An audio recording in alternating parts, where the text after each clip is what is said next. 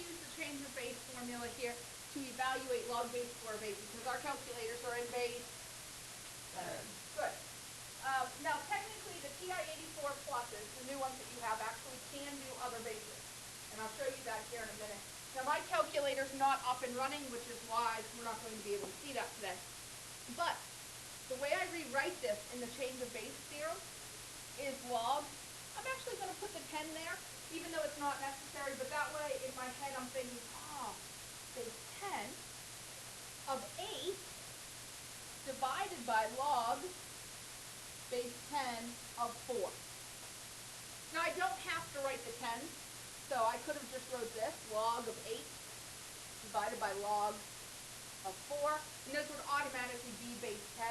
The reason I wrote the 10s there is so that when I'm looking back in my notes, you know, at the end of the year, when you're trying to review for your final, you realize what it is, because some of us will forget.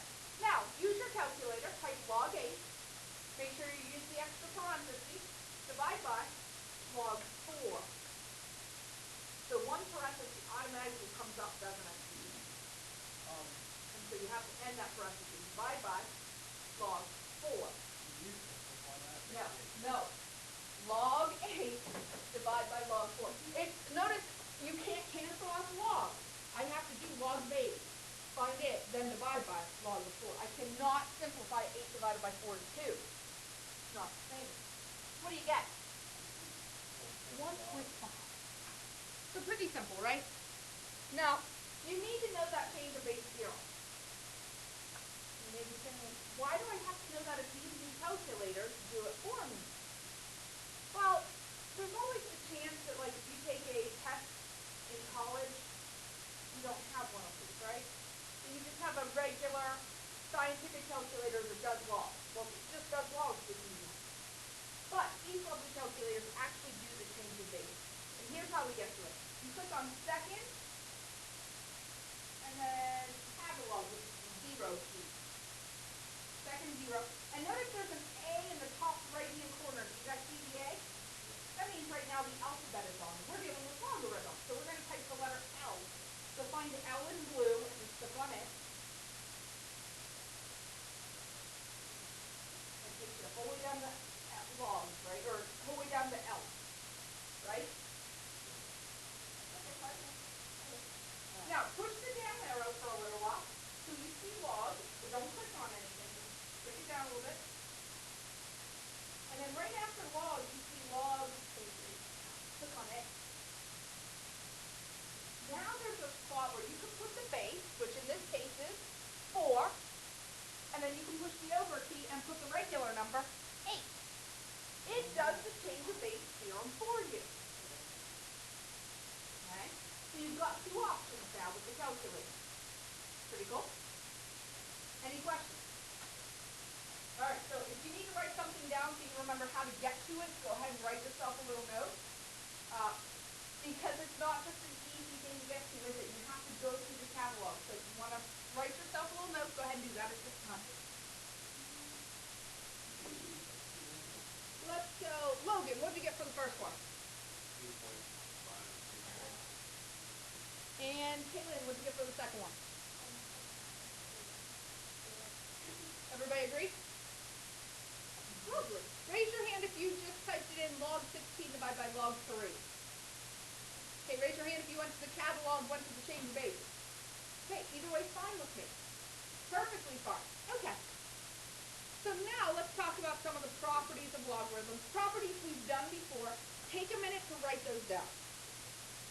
These are our properties to help us. So we have expanding and we have condensing. So when we're expanding, any multiplication can change to addition with 2 logs. Notice it took the 2 items and it made it into 2 separate logs, right? Division changes to multiplication with 2 separate logs. And an exponent, what? Yes, sorry, subtraction with 2 separate logs. And an exponent, all it does is move to the front of its log. So that's the way to expand. Now, if I wanted to condense, I would look first for exponent, and then I'd look for subtraction and make it into division. and look for addition and make it into multiplication. So it sounds pretty easy, right? But it's not as simple as you think because you need to practice it. It's something that needs to become second nature. So let's practice it a little bit. First, before we do that, we're actually going to rewrite these using natural log of 2 and natural log of 5. So take a minute, write down the directions, write down the two problems beside each other, and then we'll rewrite it.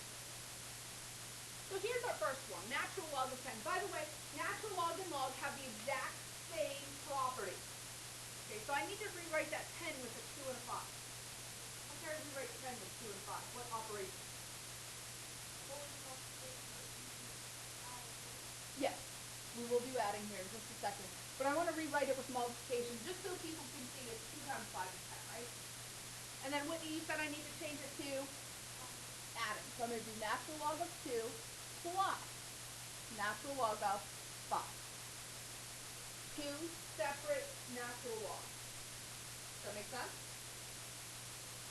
Okay, how about you try, well, let's look at this. The 5 I'm okay with. What about the 32?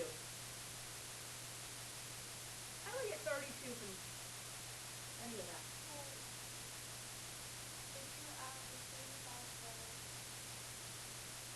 Well, I need to use multiplication, division, or exponent. 32. What? That's right, Trevor. He's on it. 2 to the 5th. Right? 2 to the 5th is 32.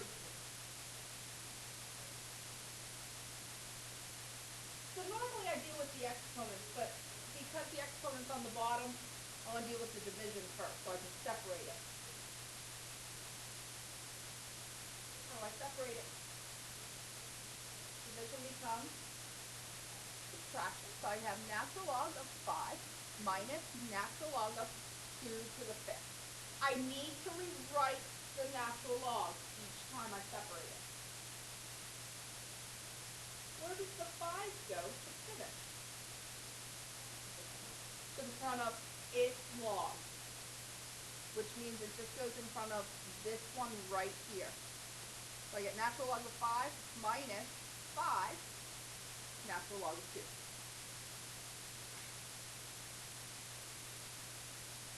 Raise your hand if you played Math 24 before. Kind of like Math 24 in the fact that you have to come up with, how do I get this number using just those two numbers, right? Not one of my favorite games, I won't lie to you there. We can play that one day. Alright, so now let's go ahead and expand these. Alright, so when we're dealing with expanding, let me go back a couple slides. You start with multiplication, then division, then exponent.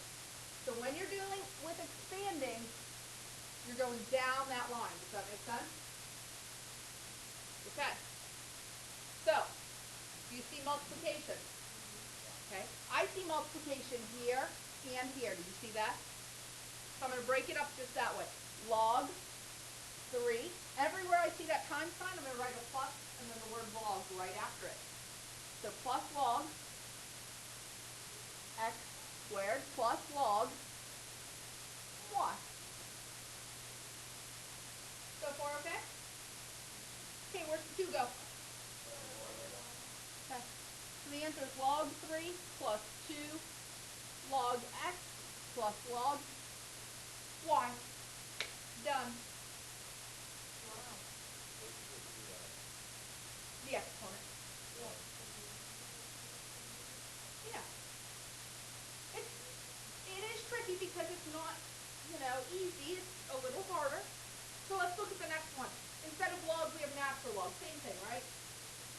But before we go any further, I see a square root sign. Anybody know what that is as an exponent? Squared? Not quite. Anybody know what square root is as an exponent?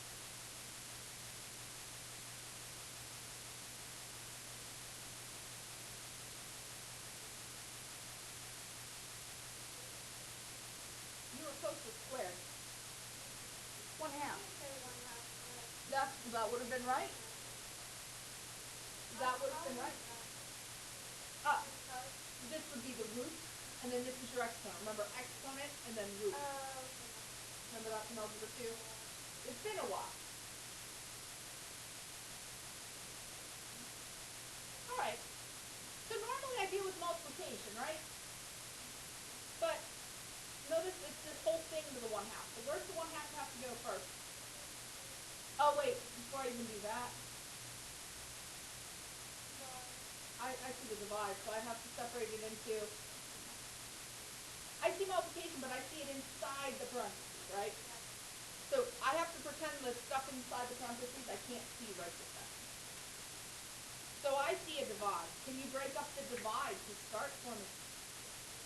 Go ahead and do that.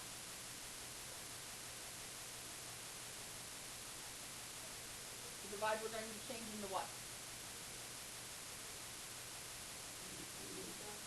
Yep.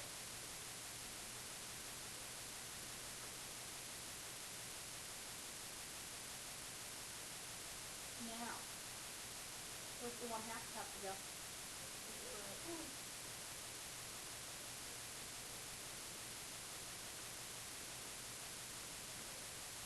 Now this is where it gets tricky.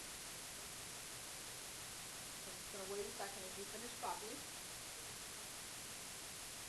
Now, when I say here's where it gets tricky, see how this is in parentheses?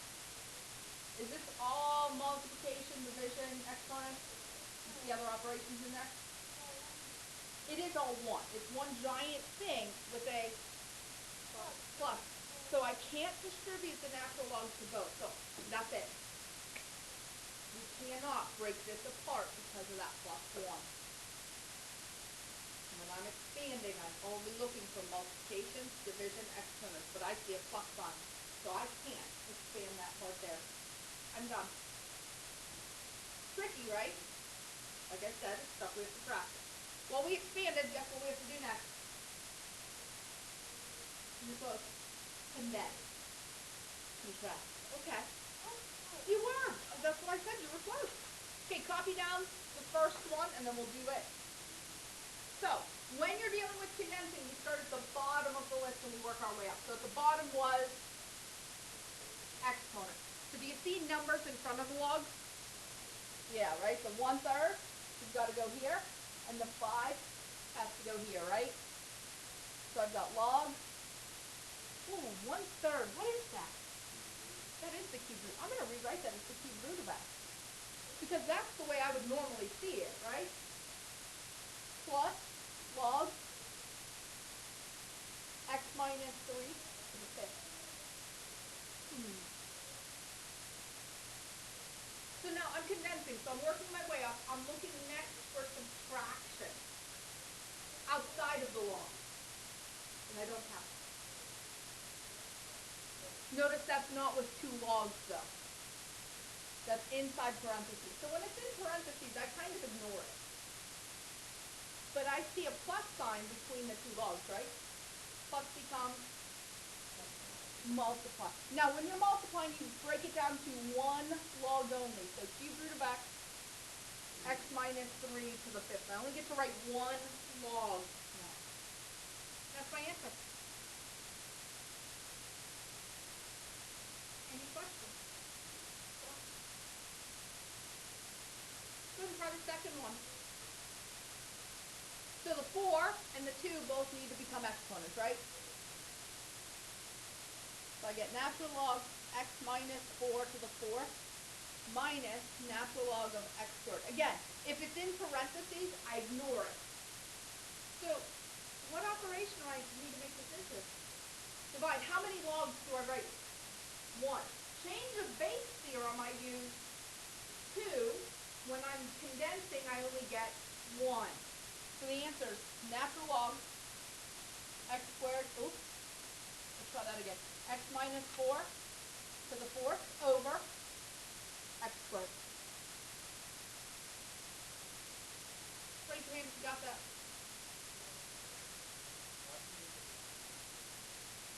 Remember, the property for condensing actually shows it as only 1. Okay? All right, last one.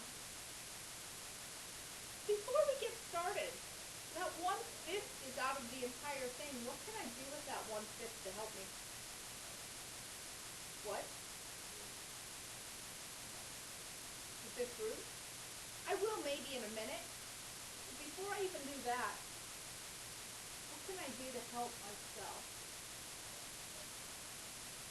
I can't multiply by 5. I don't have an equal sign to do it on the other side. Thing with a D is the word I'm looking for. You learned in like pre-algebra. Distribute. So I'm going to rewrite this as 1/5 log base 3 of x plus 1/5 log base 3 of x minus 2. Does that help a little bit? Because that 1/5 is outside of the bracket, that means it goes to both of them. Okay, go ahead and see if you can get the answer from there. So I'm going to jump straight to the answer. Let's see how we did. Log base 3. How are we doing so far? Okay. 5th root of x times the 5th root of x minus 2. How'd we do? Now, you could actually do this one other way. The other way to do this, instead of bringing the 5th power and then multiplying, would be, what if we did what was inside the bracket first? Those two would be what? So we multiply together, right? So 1/5 log base 3 of x times x minus 2, or x squared minus 2x. And the 1/5 then becomes the 5th root.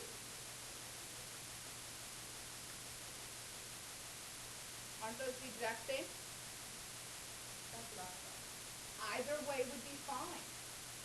So there's more than one way sometimes to get the answer here. That make sense? Okay, clean sheet of notebook paper for homework. And here are the lovely 6 problems.